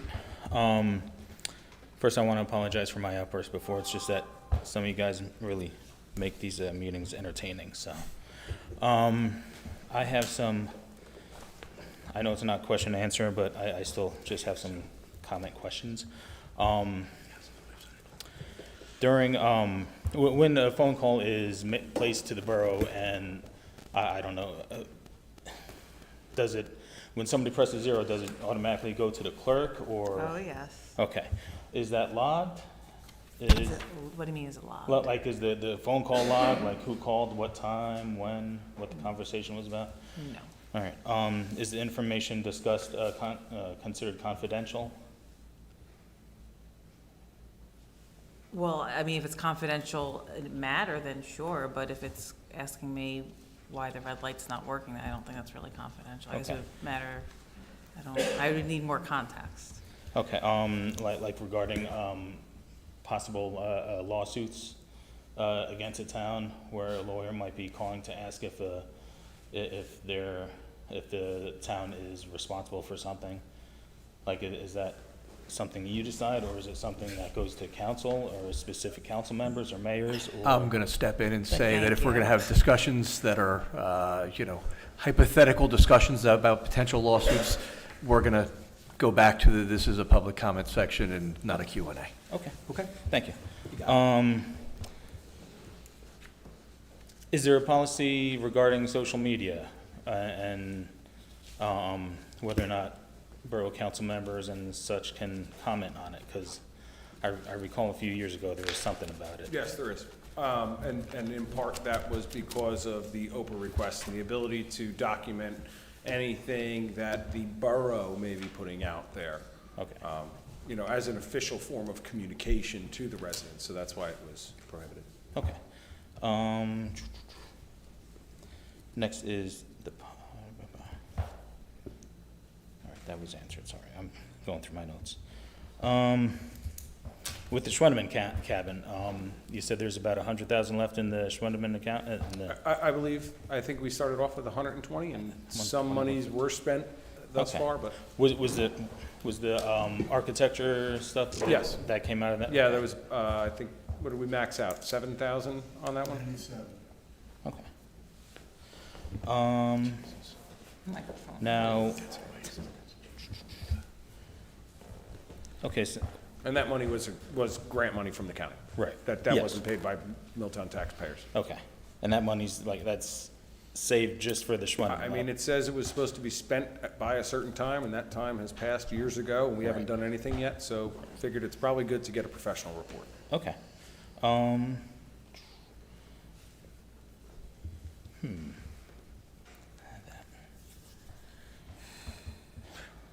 sorry, Are council members allowed to, I want to say hang out, but are they allowed to visit borough offices and stuff during borough hours, or is that is there set times where they're allowed to be in the offices and such? I would assume not after closing. Yeah, you're saying, council members are certainly allowed to interact with the employees of the borough, because part of their tasks involve, attending to municipal functions. Okay. All right, so I'm going to go to something that is specific, that is, has been bothering me for some time. During a recent thing on good old social media, a council member was asking me about how my lawsuit is going, and that lawsuit was not supposed to be known by anybody.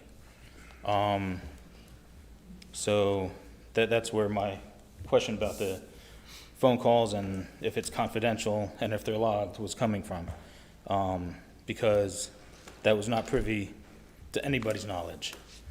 So my concern is that when my lawyer called the borough inquiring about this stuff, that somebody else found out and he leaked the information online, and that can qualify possibly as a state ethics violation if he is going around. I'm sorry, the councilman in question was Gary, his name is Gary Poznansky. Is that right? Yes, it is, believe it or not.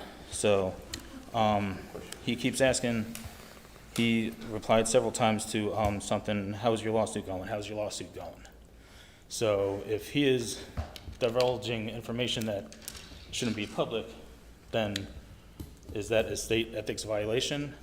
Again, I'm going to go back to, this is not a question and answer session. If you have some issue you'd like to bring to the attention of the council, or or Okay, attorney, I mean, I believe this there- is not the forum to do this, so. Okay. You can certainly make your comments, but it's not gonna be a Q&A on things that have to do with litigation. Okay, I believe Gary Posnanski is violating state ethics statutes, and that he needs to be investigated for doing so.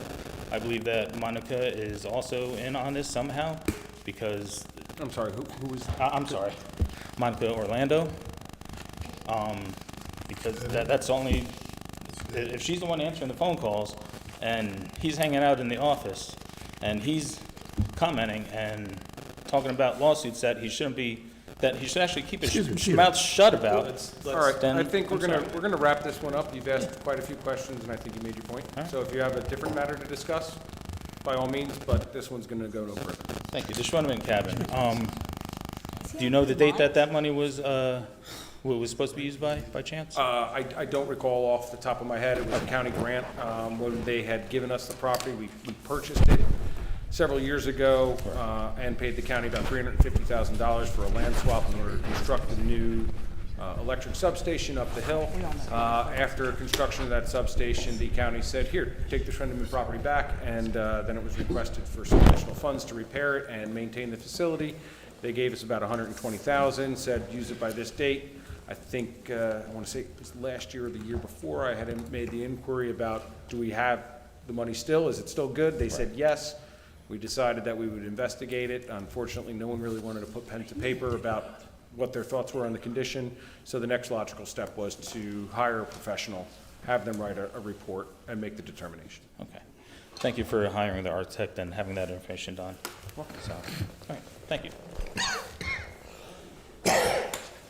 Yes, sir.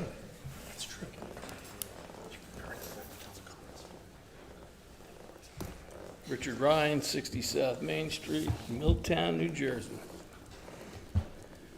Ladies and gentlemen, Council President, members, there's been a lot of talk this evening about public safety. Here we go. School starting soon, I get it.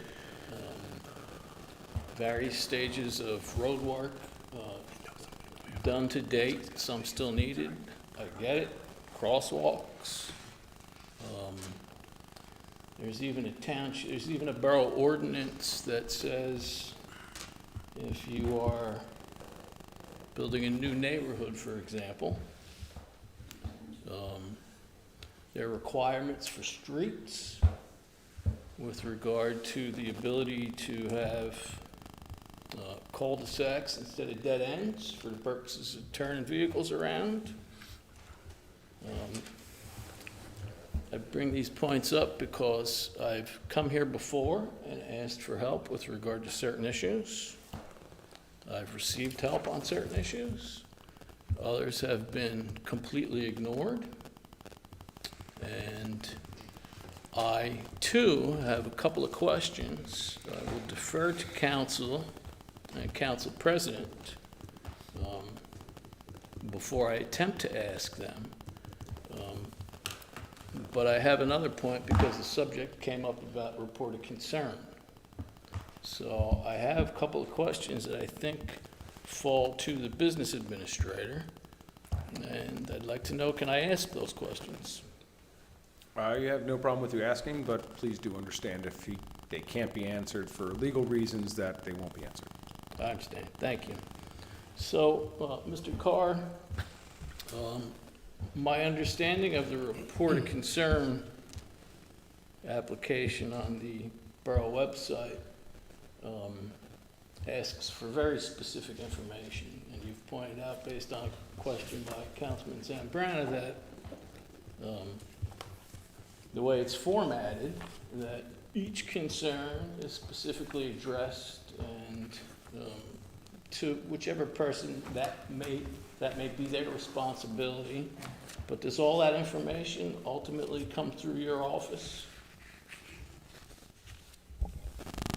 The information that's reported on the report of concern or the? Correct. Correct. That, as you fill out that form, I get it, the mayor gets it, Monica gets it, and whomever is out on the distribution gets that public information. Yes, sir. And so whether or not there's reason to contact for any borough employee to contact the resident issuing the concern. When it's addressed in whatever fashion, that information also comes back to you at that point. No. No. So, for instance, if you were to, let's say you were to place on the report of concern a concern about St. Paul's, Okay. and you provided all that information, and it went to the zoning guy, and he reached out to you, unless he reached out to me and says, look, I called the gentleman up, we had a lovely chat, or it's in the courts, as we all know, it would not come back in the report of concern as a response or anything like that. It'd be a separate discussion. I see. Okay, thank you for that information. No problem. I use that example since, you chatted about that. I know it's a favorite topic.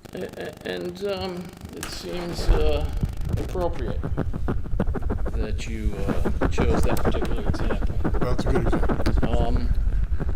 With regard to the other information, the reason I ask the questions the way I do is because there's an ongoing concern with placement of a garbage dumpster and the method with which that garbage is picked up. And it's picked up usually the same day every week. The time that it's picked up varies a little bit. I guess that's based on their schedule. The vehicle that picks up that trash barely fits. Like I've stated before, it's not even a driveway that goes around the school. It's really a fire lane.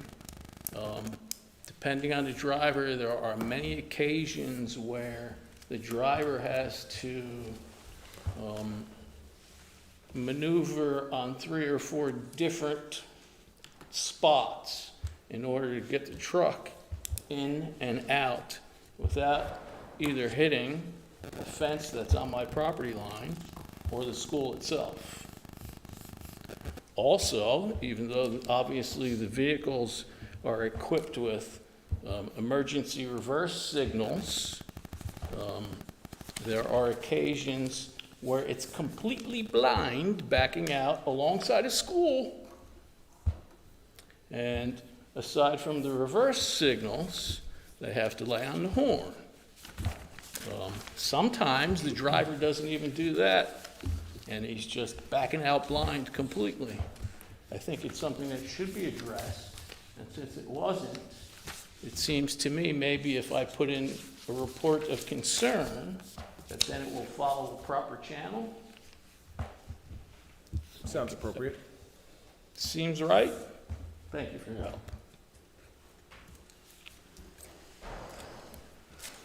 Anyone else? Yes. The gentleman in the back right corner.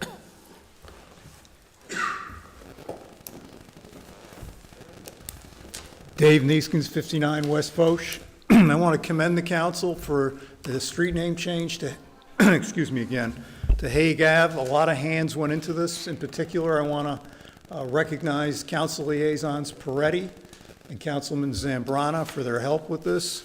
But I'd also especially like to recognize a 15-year-old student in 2010, Evan Gottesman, who took the time to write a letter to Mayor Bradford about an issue that he cared about a street sign issue. He wasn't looking for any attention.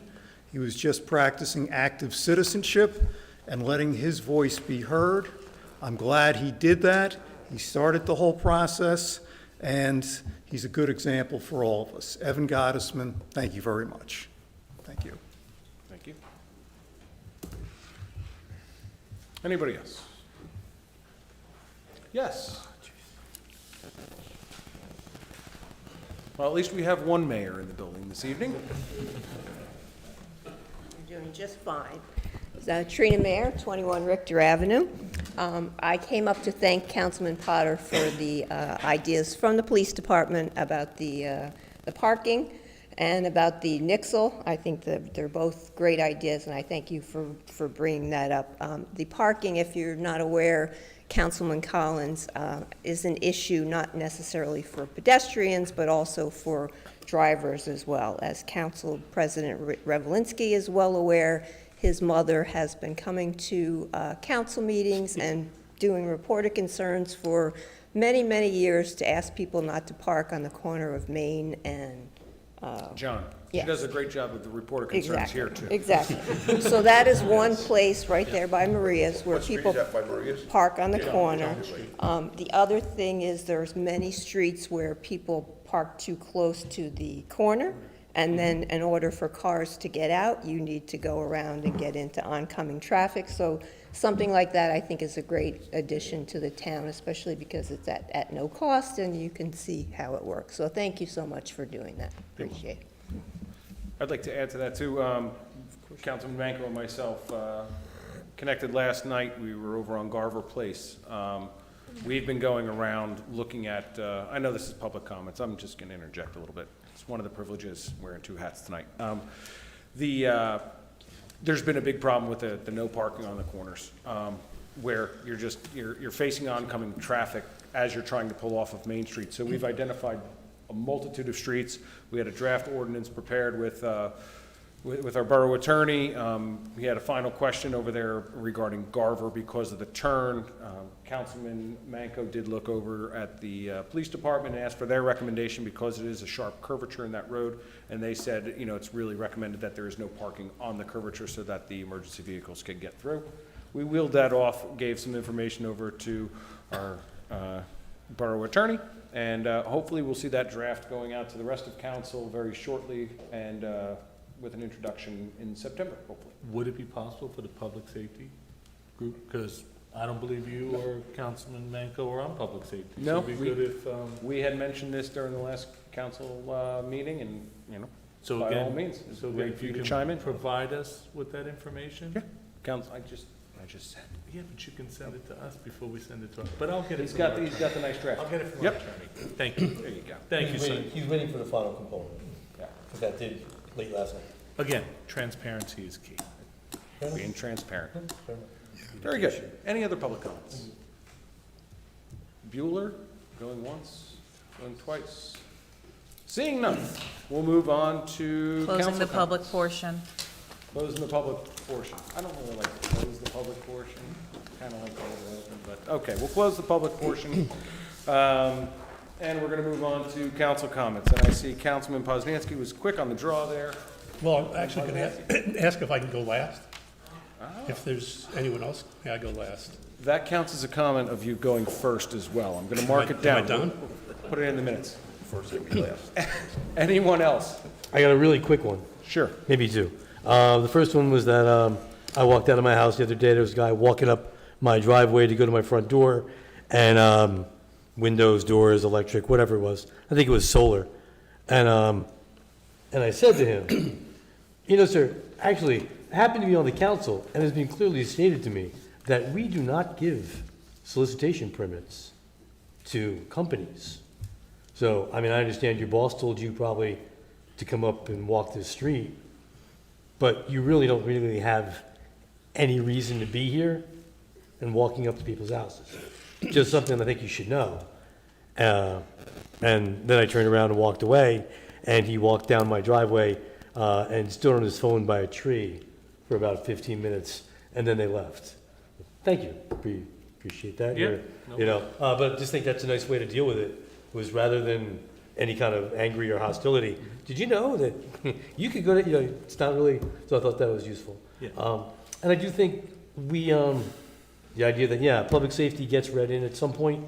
I don't know when those should be. I do know that as we've been trying to do, throw in what will be coming at the end of these meetings, which you had mentioned earlier in the year, we've been doing that. But some of the things, it does stand to reason that we should be, it seems like it happens enough that we gotta find, we do have to find some kind of like generically, hey, everybody, this is on the hot seat, or in the next 30 days, whatever we pick. But it wouldn't be a bad idea to go, is, you know, this is what, something that's, you know, being talked about, just so you know. If you got any questions and you wanna dive right into it, talk to this person or that person. Because there is, and sometimes we're crossing over. I'm sure Ralph is getting a phone call that is related to 2 or 3 things from people with the same intentions. and all the same goals.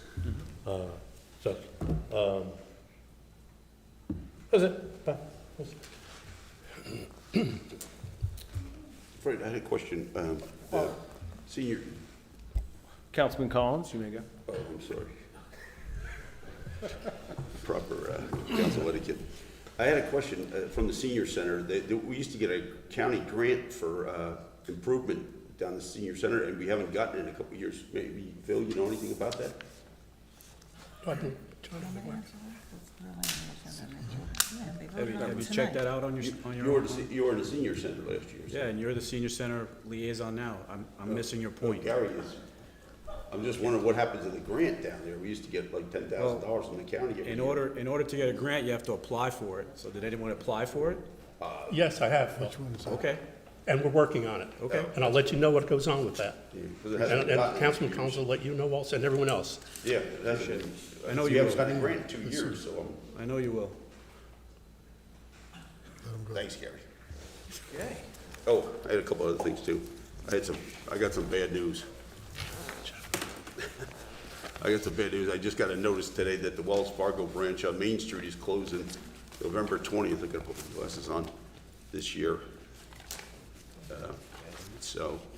And also that, my condolences to the, Riccardi family on the loss of their father, Anthony. He was on Farms Road Circle. I don't know if anybody goes over there, but he had a fabulous Christmas decorations out every year. It was the Yellow House on Farms Road Circle. And people used to come from all over the area and go there, and he passed away on August 15th. So it's sorry to report that.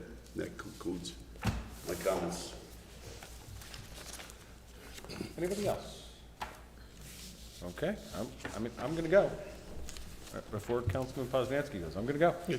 All right. My comment is that last time I bragged about my daughter, my son, on the other hand, got his, got a little aggravated with that. So I will just say happy birthday to him on Wednesday, August 21st. And it brings to mind the fact that when my son was born, I was actually sharing pictures of him in the hospital when I first joined the 4th of July committee and first decided to try and endeavor to public service. So 12 years later, I'm thankful for the opportunity. It's been great, and thankful that he is healthy, happy, and we're moving forward. I'm going to leave it at that. I'll let Councilman Poznanski wrap us up before we go to executive session. First, I'd like to thank Mr. Riniak, who came here tonight to delight all of us. But I don't appreciate what he did with Ms. Orlando. To me, she's the best clerk that I've seen here in years. She's very professional. She has not mentioned anything to me about the lawsuit that he told everyone here about. He told everyone here that he Mr. was suing. Poznanski, if we could just, maybe just not. Peter, he made a lot of accusations tonight about me and about Ms. Orlando. I understand. And so should I leave him alone? I would say that discretion is sometimes better left not speaking. I can't tell you not to talk. I can tell you that you probably would be better suited not talking. Okay. Okay. He can say what he wants about me. I don't appreciate what he says about Ms. Orlando. I'll let it go with that. And then I will read this. I'd like to give thanks to all those who have bravely fought for our flag for almost 250 years. The founding fathers who sacrificed everything to create the country we live in today. They fought the superior British forces against tyranny created in America. They fought the Civil War, brother against brother, for all men to be equal. They fought in foreign countries against hate and again against tyranny for their fellow man. They were young, innocent, never to grow old, become parents, have families. All that is left are memories of who they were and the lives they saved, and generations that continued because of their lost lives and sacrifice. One day a year is too little in which we reflect on these brave, patriotic American soldiers who gave their service, loyalty, sacrifice, and love of country. I pale by comparison to any of these heroes. What I do have in common, as do the police, the fire department, and rescue squad. And the reason I have earned a place up here is my belief in service, sacrifice, loyalty, and a very special word, selflessness. Thank you. Thank you. And I believe that wraps up council comments. Mayor's comments? He says he's sorry that he couldn't be here tonight, but he looks forward to seeing you all in September. With that, will the clerk please read resolution number 2024-251? Entering executive session, whereas the Open Public Meetings Act, Public Law 1975, Chapter 231 permits the exclusion of the public from a meeting in certain circumstances, and whereas this public body is of the opinion that such circumstances presently exist, and whereas the governing body wishes to discuss pending litigation, and whereas minutes will be kept, and once the matter involving the confidentiality of the above no longer requires that confidentiality, then the minutes can be made public.